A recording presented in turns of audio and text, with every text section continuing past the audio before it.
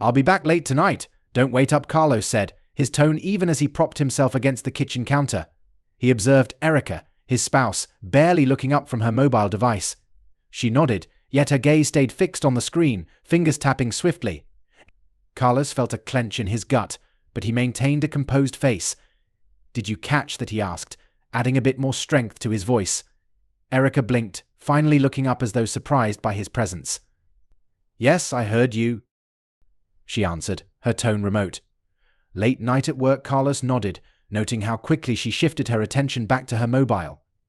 "Yeah, need to catch up," he lingered, hoping for a follow-up query, a sign of her interest, but it never came. He observed her a bit longer, noting the subtle shifts he had seen over the past months, how she tilted her phone screen away from him, the quick dart of her eyes when he entered the room, the subdued tones when she took certain calls. Each sign was minor on its own, but collectively they formed a narrative he couldn't dismiss. "Anything special planned tonight?" he inquired, keeping his tone breezy, as though just making small talk. Erica glanced up again, her face blank momentarily before she conjured a smile. "No, just the usual, maybe a movie and an early night." Carlos nodded, stifling the urge to confront her there and then. "Sounds good," he stated, pushing off from the counter.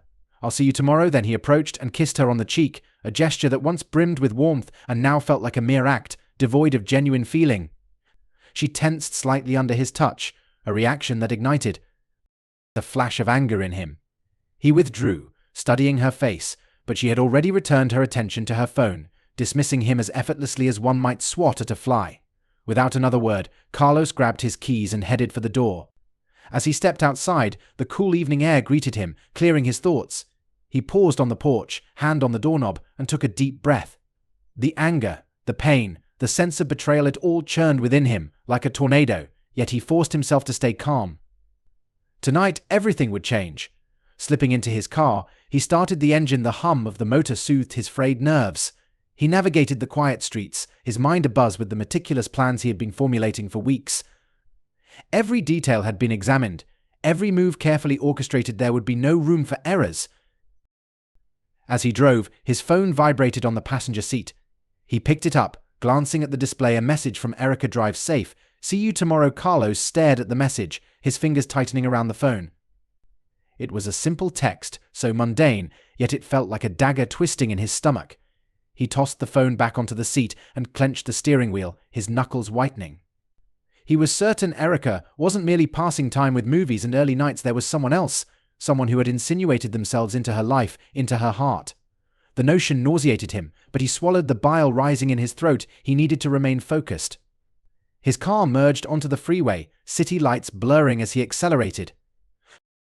The drive to his office was a route he had traversed for years, yet tonight it felt different, charged with an energy that kept his nerves on edge. He continuously reviewed the events of recent months in his mind, assembling each clue, each suspicious occurrence. He recalled the initial moment he had noticed the change in Erica, subtle at first, a new dress, a perfume he had never detected on her before. Initially, he hadn't given it much thought, but then came the night she began returning home later, the sudden desire for privacy, the phone perpetually face down on the table. The doubts gnawed at him, yet he tried to dismiss them, convincing himself he was just being paranoid. But then he had stumbled upon the text messages he hadn't intended to pry, but her phone had buzzed while she was in the shower, and the name on the display had caught his eye: Harris. The message had seemed innocuous, but something about it felt off. That was when he had employed the private investigator, Jeff. Jeff had been meticulous, sending him reports and photographs that verified his deepest worries: Erica was involved in an affair. The proof was conclusive, yet Carlos had waited, holding his fury, allowing it to grow until he was prepared to act. And now, tonight, everything was arranged, his scheme was initiated, and there was no turning back. As he entered the parking garage beneath his office building, Carlos parked in his usual spot and sat for a moment, feeling the gravity of his impending actions weigh on him. He took another deep breath, pushing aside the doubts that tried to infiltrate his mind. He wasn't just doing this for himself, he was doing it for the years he had dedicated to his marriage, for the trust he had placed in Erica, and for the man he had been before betrayal had steeled his heart. Carlos exited the car, his footsteps resonating through the deserted garage as he made his way to the elevator. He ascended to his floor, the elevator's hum synchronizing with the pulse of blood in his ears. When the doors opened, Carlos stepped out into his office, the familiar environment offering little solace. Tonight it was different. Tonight it served as the command center for his retribution. He didn't bother turning on the lights. The illumination from the city outside sufficed. He sat at his desk, staring at the blank computer screen, his thoughts not on work. They hadn't been for days. His hand hovered over the phone, then he picked it up and dialed a number he knew by heart. "Jeff, it's time," Carlos said when the call connected, his voice steady, though his heart pounded. Jeff, the private investigator he had contracted a month ago, was a man of few words. "You sure about this?" Jeff's voice, typically gruff, held a note of concern. He had witnessed the kind of damage schemes like this could cause, not just to the targets but to those orchestrating them. Carlos didn't hesitate. "I'm sure," he replied, his tone firm. He had spent weeks contemplating this, turning it over in his mind until every detail was faultless. "Meet me at the house at 8 p.m. and bring the crew." There was a pause on the other end of the line.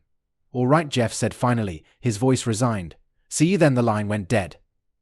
Carlos set the phone down slowly, leaning back in his chair. His eyes traced the contours of the office, but his mind was distant. He reminisced about the first time he had met Jeff, a meeting in a dimly lit coffee shop. Jeff had been all business, outlining the plan with the precision of a man who had executed this many times before. Carlos had listened, nodding, every word sinking in like a stone in water. He remembered the first envelope Jeff had handed him. Inside were photos: Erica with another man, laughing, touching, kissing. Carlos had stared at them for what felt like hours, his heart shattering with each passing minute. But then something in him had solidified. The sorrow transformed into fury, and the fury into determination. Carlos rose from his chair and walked to the window, gazing out at the city skyline. The view that once inspired him now seemed like a backdrop to a life he no longer recognized. But he pondered Erica, the woman he had adored for years, the woman he had entrusted with everything. How could she deceive him like this? The thought was like a blade twisting in his gut. He turned away from the window, unable to bear the sight any longer. He walked over to a small cabinet in the corner of his office and opened it, revealing a bottle of whiskey. He poured himself a glass, the amber liquid swirling in the dim light. He took a sip, the burn in his throat a welcome diversion from the ache in his chest. The memories surged back: the late nights at the office, Erica calling to say she missed him, the way she would smile when he walked through the door. It all seemed like a deception now. He had been oblivious, so engrossed in his work in providing for them, that he hadn't noticed what was right in front of him. But now he knew, and there was no going back. He took another sip of whiskey, feeling the warmth spread through his body. His mind wandered to the plan, the setup that had taken weeks to perfect. It was straightforward yet catastrophic. Jeff would be there, along with the camera crew. They would capture everything on tape: Erica, her lover, the betrayal, and then it would be broadcast for the world to see. There would be no escape, no denial. Carlos set a glass down, the decision resolute in his mind. He walked back to his desk and sat down with a profound sigh. Picking up his phone again, he scrolled through old messages from Erica, which overflowed with affection and plans for the future. He pondered how much of it had been genuine, how long she had been deceiving him, how long he had been a fool. His thoughts were halted by the sound of a knock at the door. Surprised, he looked up. It was late, and no one should be here. He hesitated, then rose and opened the door. It was Michael, his assistant. "Carlos, are you?" "Okay," Michael inquired, his voice laden with concern. He had observed the changes in Carlos over the past few weeks: the late hours, the preoccupied look in his eyes. Carlos forced a smile, shaking his head. "I'm fine, Michael. Just a lot on my mind." Michael nodded, though he appeared unconvinced. "If you need anything, I'm here." Carlos appreciated the gesture, but this was a journey he had to undertake alone. "Thanks, but I'm good. You should head home." "It's late." Michael hesitated, then nodded. "All right, take care." Carlos watched as Michael departed, closing the door behind him. The office was silent once more, the only sound being the ticking of the clock on the wall. He sat back down at his desk, the burden of the night ahead pressing down on him. He lifted the glass of whiskey again, taking another sip as he watched the clock. Time seemed to crawl, each minute lingering as he awaited the appointed hour. His mind raced, envisioning the scenario repeatedly. He imagined Erica's face when she realized what was unfolding: the shock, the betrayal. It would hurt, but it was nothing compared to the agony she had inflicted on him. As the clock struck 7:30, Carlos stood, his heart throbbing. He seized his coat and headed for the door. The drive home was brief, yet it felt interminable. His hands clutched the steering wheel, his knuckles white. He dwelled on what he was about to do, the irrevocability of it all. Upon arriving home, the house was dark and silent. He parked the car and sat for a moment, collecting his thoughts. Then he exited the vehicle, walking up to the front door. He unlocked it and stepped inside, the familiar scent of home enveloping him. Yet it no longer felt like home, not after everything. He traversed the house, checking each room. It was vacant, as he had anticipated. Erica wouldn't be home until later. He proceeded to the living room and sat on the couch. The clock on the wall ticked louder in the stillness, each second edging him closer to the moment of truth. At exactly 8 p.m., the doorbell rang. Carlos stood, his heart racing. He walked to the door and opened it, finding Jeff and the camera crew standing there. Jeff gave him a nod. No words necessary, they all understood what was about to transpire. "Let's do this," Carlos said, stepping aside to let them in. They entered the house, setting up quickly and efficiently. Carlos observed them, his focus sharpened on the impending task. There was no turning back now, everything was ready, and soon the truth would be unveiled. Erica arrived home after work, her nerves frayed. The house was silent. But her mind was tumultuous. She replayed the morning in her mind, trying to pinpoint the source of her unease. Carlos had seemed altered, his usual warmth replaced with a chilling, deliberate calm that unsettled her. "You're just being paranoid," she muttered to herself, attempting to dispel the discomfort. The sound of a car pulling into the driveway interrupted her thoughts. She rushed to the window, peeking through the curtains. It was Harris. Relief washed over her as she observed him exit. The car, a slight smile forming at the corners of her mouth, she opened the door before he could knock, pulling him inside swiftly. "Hey," Harris said, his voice low and inviting. He leaned in, his lips brushing against hers in a brief kiss that was enough to stabilize her nerves momentarily. The unease melted away. "Carlos is working late," right? Harris asked, already drawing her close as they moved toward the stairs. Erica nodded, trying to dismiss the lingering doubt in her mind. "Yes, he'll be at the office until late," she reassured him, though she wasn't completely certain. The knot in her stomach tightened, but she pushed it aside. "We have plenty of time," they assured as they reached the bedroom. As soon as the door shut behind them, the external world seemed to vanish. Harris's hands were on her, his touch both familiar and soothing. She allowed herself to be absorbed by the moment, hoping that the passion would override the anxiety that had been accumulating all day. However, the relief was fleeting. Just as they were about to surrender to the moment, a phone rang. The sound sliced through the room, startling both of them.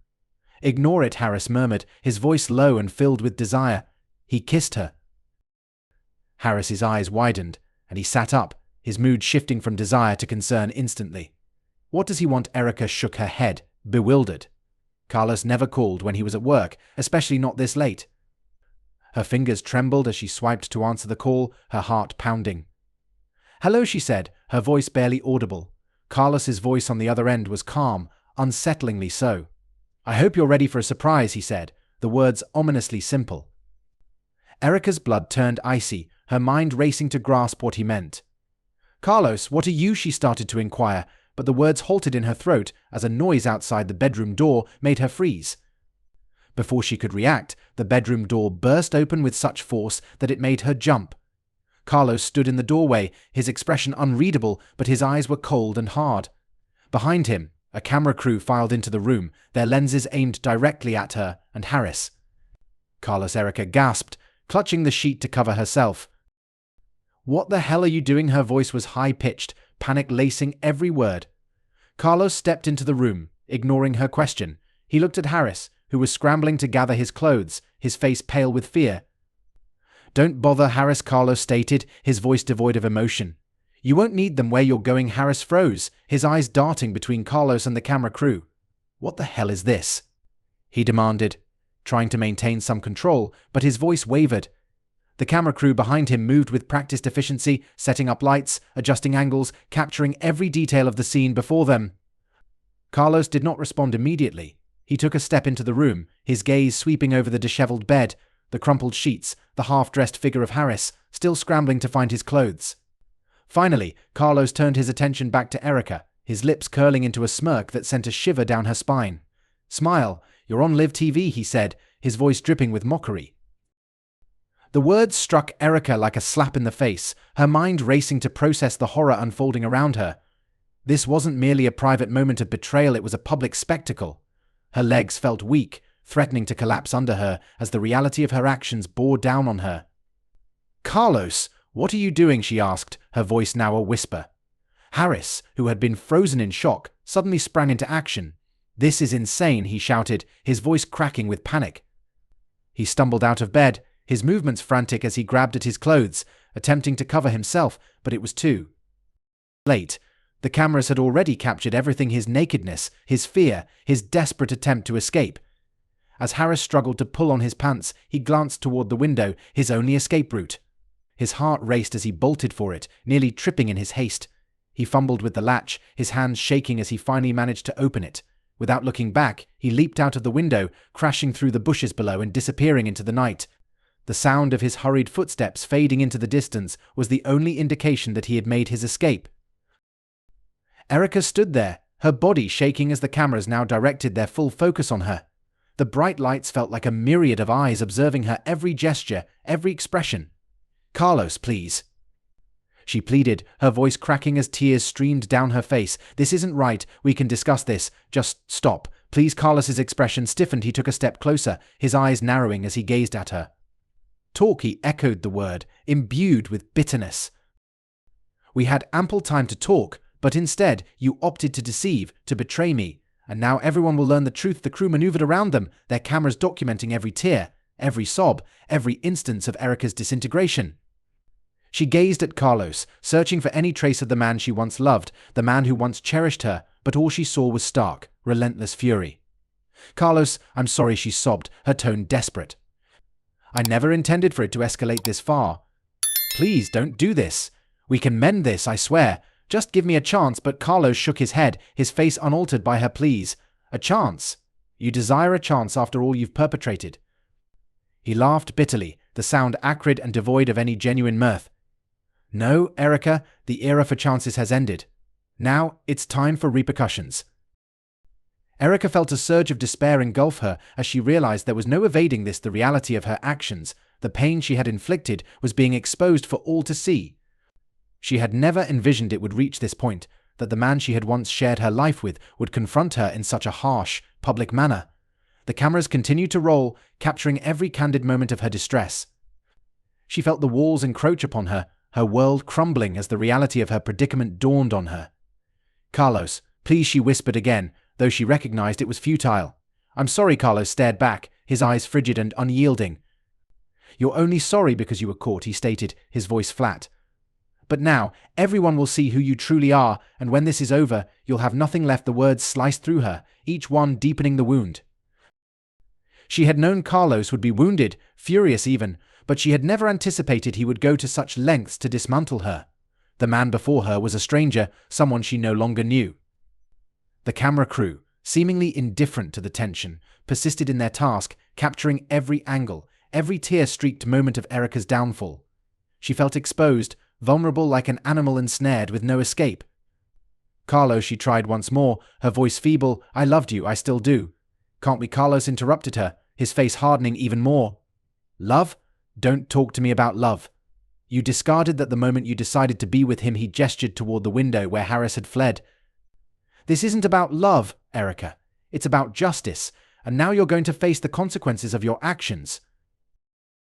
Erica's knees gave way, and she collapsed onto the bed, her cries convulsing her body as the harsh truth of her situation became undeniable. There was no reversing, no repairing what had been shattered. She had lost everything: her dignity, her marriage, her future. The cameras zoomed in, capturing the final, pathetic moments of her breakdown. Carlos watched, his face a mask of detached satisfaction. He had awaited this moment, planned it meticulously, and now that it was here, he felt nothing but an empty void where his anger once resided. Finally, Carlos turned to the camera crew and gave a brief nod. "We're done here," he declared, his voice devoid of emotion. The crew began to pack up their equipment, their task completed. Erica remained on the bed, a broken figure, her sobs the only sound in the now silent room. Carlos walked to the door, pausing for a moment to glance back at her. "Goodbye, Erica," he said quietly, and then he was gone, leaving her alone with the remnants of her life. The door closed behind him with a definitive echoing click, sealing the end of everything she had once known. That night, when the footage aired, it spread across the internet with speed and intensity that Erica could never have anticipated. It was everywhere on social media, news sites, and even viral video platforms. The clip was shared, reshared, and dissected by people who had never met her but now felt entitled to judge every aspect of her life. Erica sat alone in her dimmed living room, the curtains tightly drawn as if to block out the world. Her phone vibrated continuously on the coffee table, but she lacked the courage to pick it up. The notifications accumulated: messages from friends, missed calls from family, and comments from strangers who had somehow obtained her number. She didn't need to read them to understand that her life, as she had known it, was finished. Another notification lit up the screen. It read, "You're trending," as though this was some sort of accomplishment. Erica stared at the phone, a numbness taking over where panic had once been. She was trending indeed, but for all the wrong reasons: her betrayal, her moment of weakness, exposed for the entire world to see. She felt her breath catch in her throat as she scrolled through the unending stream of messages. The messages from people she knew were the most painful to read.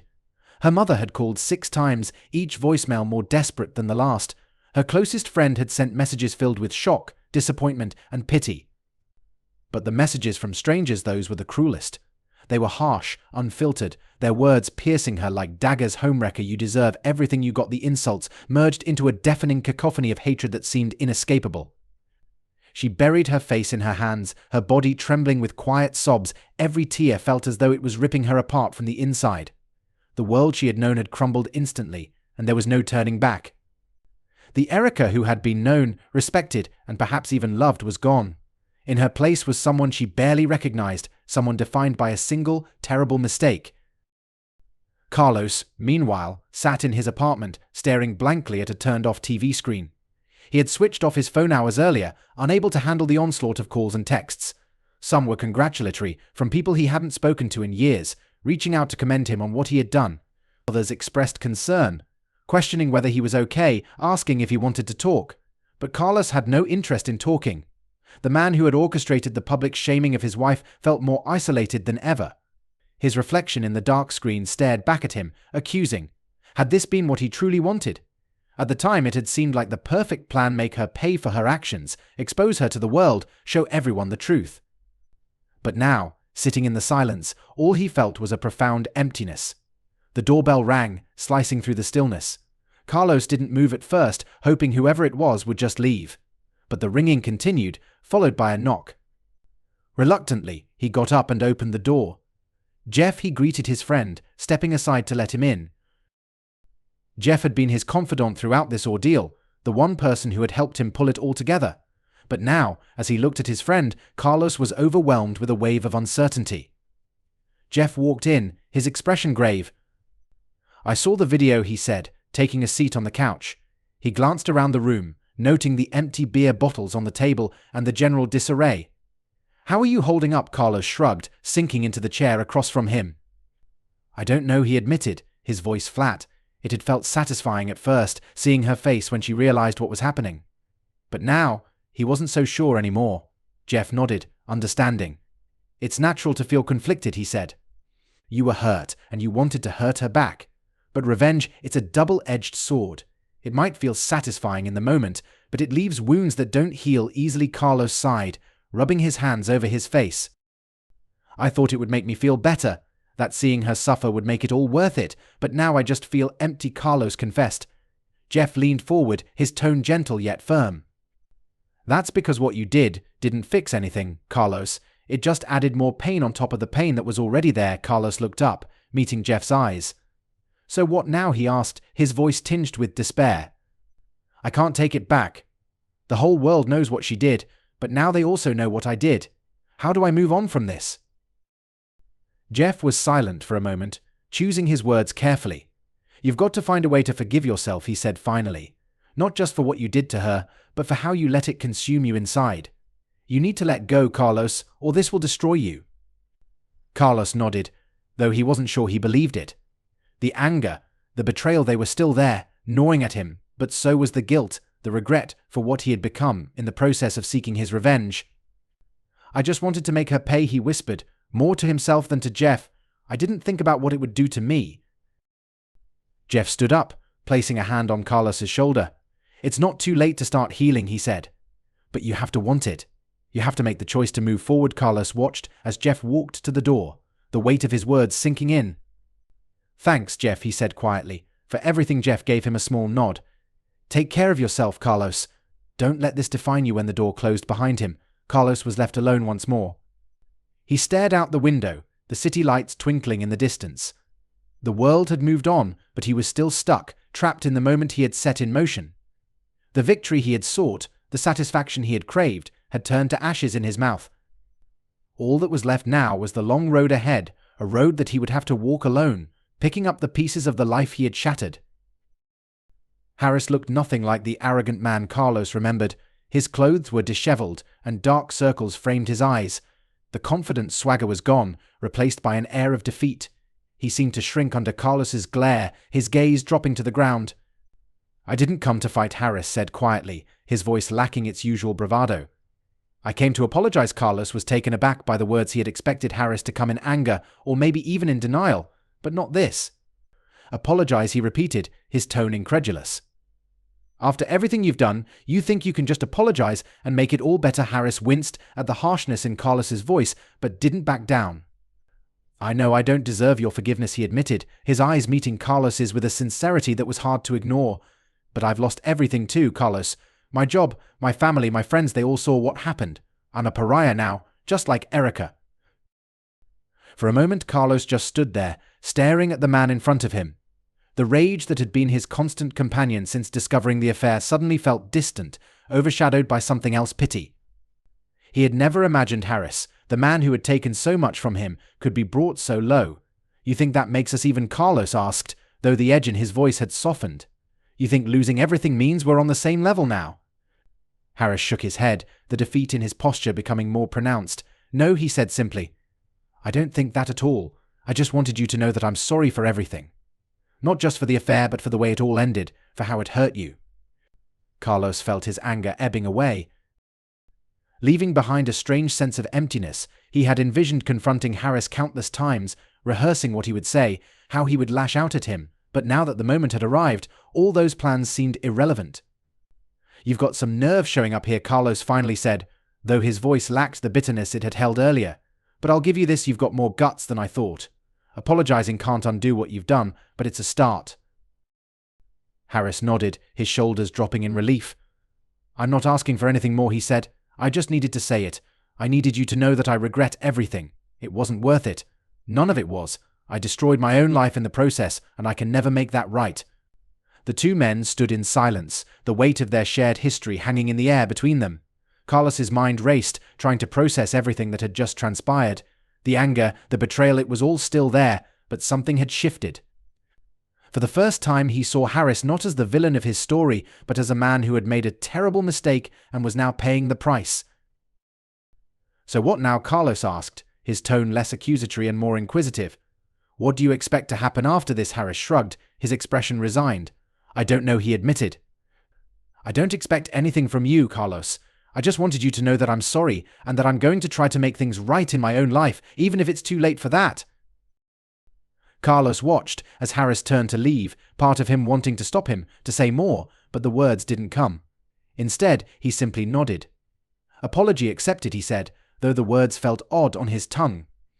He wasn't sure if he truly meant them, but they were a step forward, a way to start moving past the bitterness that had consumed him for so long. As Harris walked away, Carlos felt an unexpected sense of closure settling over him. The revenge had been brutal and had brought him some measure of satisfaction in the moment, but it had also left him hollow. Now, with Harris's apology in the air, he felt a small but significant shift within himself. The hatred that had fueled his every action since discovering the affair was beginning to fade, replaced by something he couldn't quite name, perhaps understanding, perhaps acceptance. Carlos closed the door and leaned against it, his mind teeming with everything that had just occurred. The visit from Harris had been the last thing he expected, but it had forced him to confront feelings he had been trying to ignore. Revenge had been his driving force, but now he was faced with the reality of what it had cost him. He had won the battle, but the victory had come at a price he hadn't fully comprehended until now. He walked over to the window, staring out at the city below. The world had moved on. the scandal fading from the public's memory as new stories took its place. But for Carlos, the fallout was still very real. He had lost his wife, his sense of trust, and a part of himself in the process, but maybe, just maybe, this unexpected twist, the apology from the man who had wronged him, could be the beginning of something new, a way to finally let go of the anger and start healing. As the sun set on the horizon, Carlos took a deep breath, feeling a weight lift off his shoulders. The road ahead was still uncertain, but for the first time in a long while, he felt like he might be ready to walk it.